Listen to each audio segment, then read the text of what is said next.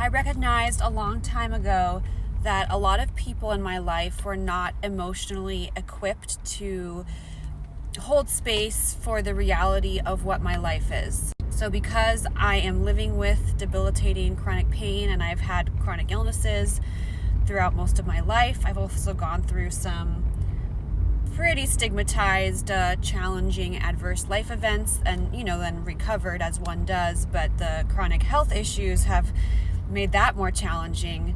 But there's just a lot that's happened to me, and it's all kind of invisible, right? Because it's either stigmatized or we don't know that much about it, or it's just not part of our society to talk about a lot of these things. And I'm talking about like losing a loved one to mental illness when I was in my late teen, a family member.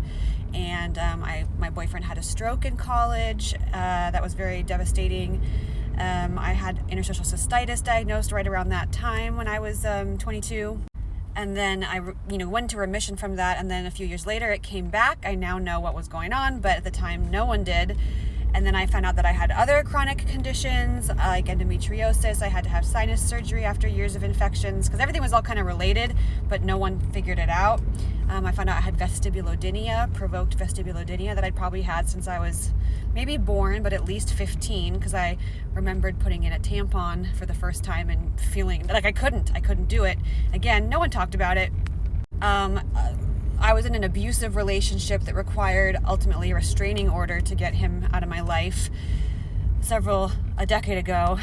And then I had several years of thriving, and then I had this whole cascade of events that led to me where I am now.